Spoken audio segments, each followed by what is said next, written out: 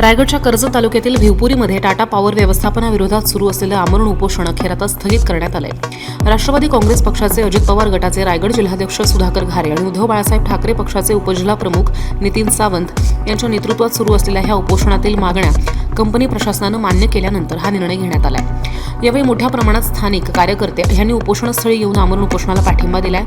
मागील साधारण 12 तासांपासून सुरू असलेल्या ह्या उपोषणानंतर कंपनी व्यवस्थापनाकडून मागण्या मान्य केल्यानं उपोषणकर्त्यांनी हे उपोषण स्थगित केले। कंपनी व्यवस्थापनानं दिलेल्या आश्वासनांची पूर्तता झाली नाही तर पुन्हा उग्र आंदोलन छेडलं जाईल असा इशारा सुधाकर घारेंनी यावेळी दिलाय। यावेळी कोणताही अनुचित प्रकार घडू नये यासाठी मोठा पोलीस बंदोबस्त ठेवण्यात आलेला होता।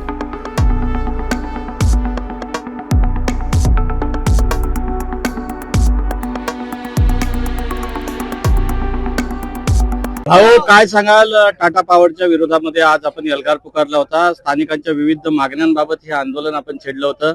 कशा पद्धतीचा सकारात्मक प्रतिसाद प्रशासनाकडून मिळालाय? आज हे आपण आमरण उपोषण जे आहे ते स्थगित केलेलं आहे।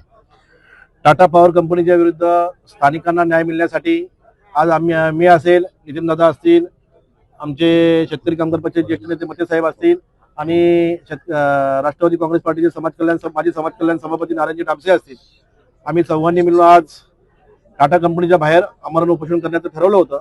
सकाळपासून आम्ही 11 वाजल्यापासून उपोषणाला बसलो होतो आणि खऱ्या अर्थाने टाटा कंपनीला जाब विचारण्यासाठी आम्ही सगळेजण हे उपोषण घेतलं होतं। त्यामध्ये आमच्या स्थानिकांना रोजगार मिळाला पाहिजे, स्थानिकांना कामधंदे मिळाले पाहिजेत आणि कंपनीकडून होत असलेला अन्याय, स्थानिकांच्यावर होत असलेला अन्याय आणि त्यांच्या ब्लास्टिंगमुळे त्यांच्या घरावर होत असलेले घराला जात असलेले तडे असतील, त्यांना होत असलेला त्रास असेल, यासाठी आम्ही खऱ्या अर्थाने उपोषणाला बसलो होतो। टाटा कंपनी सकाळपासून आमच्याशी 4 मीटिंग केल्या आणि आम्हाला जे अपेक्षित होतं ते अपेक्षित विषय त्यांनी आमच्या मार्गी लावलेले आहेत आणि जो रोजगार असेल त्यांनी आम्हाला शब्द दिलाय, उद्यापासून आम्ही तरुणांना रोजगार देण्याचं काम करणार आहेत। त्याच पद्धतीने त्यांच्या घराला तडे गेले असतील ते तडे सुद्धा आम्ही काय नादुरुस्त झाले असतील ते नादुरुस्त आम्ही दुरुस्त करून आपल्याला शब्द दिलेला आहे। त्याच पद्धतीने धनगरवाडा असेल, दोन्ही कातकरवाडे असतील आणि तापकीरवाडे असेल, यांचा सुद्धा पुनर्वसनाचा प्रस्ताव त्यांनी 8 दिवसामध्ये मंजूर करून घेऊन अगदी 2 महिन्यामध्ये ते काम पूर्ण करण्याचा ते आपल्याला शब्द दिलाय आणि मला वाटतंय या टाटा कंपनीने दिलेला हा शब्द आहे तो शब्द ते पूर्ण करतील आणि जर त्यांनी पूर्ण नाही केला तर पुढच्या 15 दिवसामध्ये आम्ही पुन्हा एकदा आपल्याला इथं दिसू।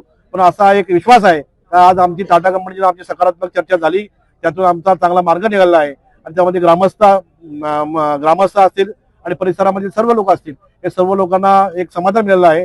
त्यामुळे आज आम्ही आमचं आमरण थांबलेलं आहे।